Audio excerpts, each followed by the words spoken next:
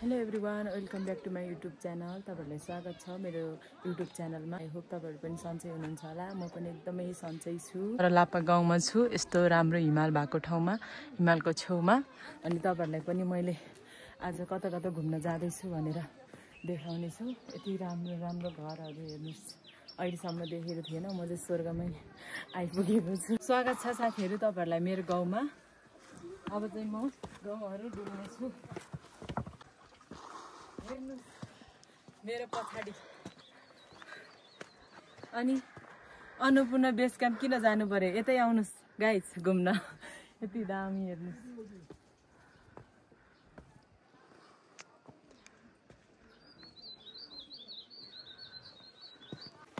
बाबा हामी यहाँ माथि के भन्ने ठाउँमा घुम्न जाँदैछौँ? हामी चाहिँ युङचोङ भन्ने ठाउँमा घुम्न जाँदैछौँ। हामी फेरि पनि 6-7जना भएर हाम्रो चाहिँ त्यहाँ एकदम ठुलो क्रुस राख्नु भएको छ। यहाँ धादिङमा चाहिँ सबैजना क्रिस्चियन हुनुहुन्छ अनि एकदम ठुलो क्रुस राख्नु भएको छ। हामी चाहिँ त्यहाँ हेर्न जाँदैछौँ। त्यहाँ यहाँबाट पनि देखिन्छ, पक्नुहोस् म देखाउँछु तपाईँहरूलाई। यो माथि यहाँ पुग्नुपर्ने हुन्छ साथीहरू।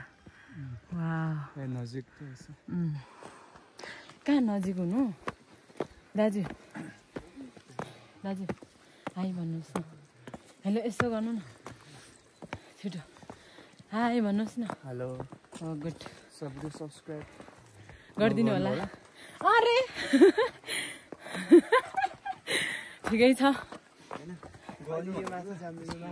हिउँ चाहिँ के बिना यहीँसम्म झरेको है, डेन्जर।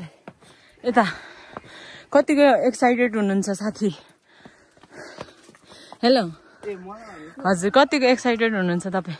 एकदमै धेरै। Oh my God, looks so ह्यान्सी। कस्तो बाटो चाहिँ यस्तो खाल्टाङ खाल्टुङ, सास फेर्नै गाह्रो भयो कि गाइज। गाउँघरको यस्तो राम्रो नहोला। गाउँघरको घर त कति राम्रो हो। अवश्य माथि डाँडामा पुगिसकेपछि मात्रै। यता चाहिँ खेतीबारीहरू चाहिँ कति राम्रो हुँदो रहेछ। यहाँ चाहिँ केराउहरू कस्तो दामी।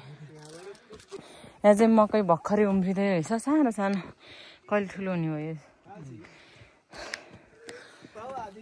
सब उकालो चढ्दै हुनुहुन्छ, दाइ बाबा मम्मी। आज चाहिँ वन्दना बहिनी पनि हुनुहुन्छ। अहिले अगाडि गएर थियो खेतीपाती गर्दैछ यहाँ चाहिँ। साथीहरू यो चाहिँ लापा गाउँको स्कुल हो। कति ठुलो छ। यहाँ चाहिँ 500जना विद्यार्थी छ अरे अहिले चाहिँ। हालसाल चाहिँ पछि पनि धेरै हुनसक्छ। घर चाहिँ यति, तर आधी चाहिँ देखेको छैन, आधी मात्रै यहाँ माथिबाट यसो देख्दो रहेछ। घाम लागेको भएर टक्क घाम लागिछ सर। ल हामी चाहिँ माथि क्रुस बाटोमा पुग्नलाई जम्मा 5 मिनट गाइज। आज कस्तो बिहान बिहानै घाम लागेर यस्तो दामी के अरे हिमालहरू देखिरहेको छ। अनि ओह माय गॉड साथीहरू, तपाईँहरू पनि घुम्न आउनु होला। अहिले चाहिँ रोड आएको छैन। अब चाहिँ हाम्रो गाउँघरमा सडक आउनलाई चाहिँ जम्मा 1 वर्ष बाँकी छ। त्यसपछि चाहिँ यो सबै टुरिस्ट एरिया हुन्छ। यहाँ सबै डाँडा काँडा चढ्नको लागि, गाउँ घर हेर्नको लागि आउँछ साथीहरू। यहाँ चाहिँ आलु फल्दै रहेछ, फलाउँदै।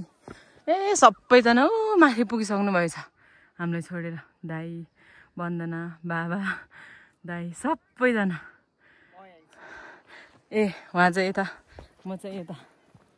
अब सिधै जानुपर्छ। माथि चढी पनि सकेछ ल क्रुसमा। ल माथि पुगेर माथि पुगिसक्नु भएछ उहाँ वन्दना र दाइ चाहिँ। हेलो हाई गर्नुहोस् त दुवैजनाले। हाई ल वन्दना।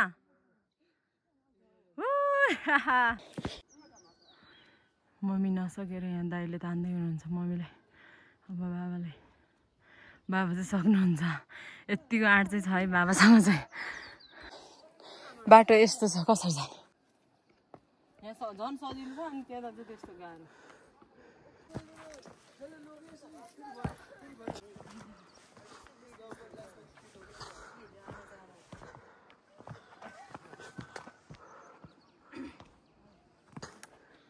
बल्ल अझ यो क्रुस बन्नको लागि चाहिँ हाम्रो चाहिँ बजेटहरू 10 लाख आएको छ अरे अनि यहाँ चाहिँ पुरै सिँढीहरू प्लास्टर हुन्छ पछि चाहिँ अनि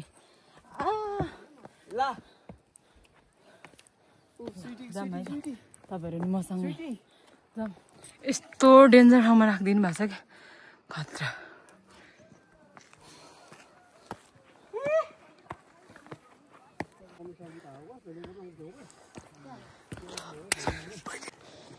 फाइनली गाइज हामी चाहिँ क्रुस भाटामा आइपुगिसके गएर खिच्नु भएको फोटो ए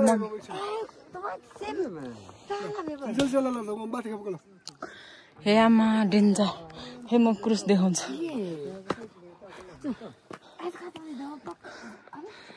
सर यस्तो दामी क्रुस बनाउनु भएको छ यहाँ बन्धन लजाएर ए तपाईँ पनि यता खिच्दै हुनुहुन्छ ए ल ठिक छ कस्तो लागिरहेछ त आफ्नै गाउँठाउँ तपाईँको चाहिँ आफ्नै गाउँठाउँ मेरो चाहिँ हुँदै भइरहेको गाउँठाउँ ल है त गाइज हामी चाहिँ पहिला फोटोहरू खिच्ने छौँ अनि बल्ल साथीहरू आजको भिडियो चाहिँ म यहीँ इन गर्न चाहन्छु किनभने हामी चाहिँ बारीमा काम गर्न जानुपर्ने हुन्छ त्यही भएर सुरुदेखि अन्तिमसम्म भिडियो हेरेर लाइक कमेन्ट सब्सक्राइब गरिदिनु होला बाई बाई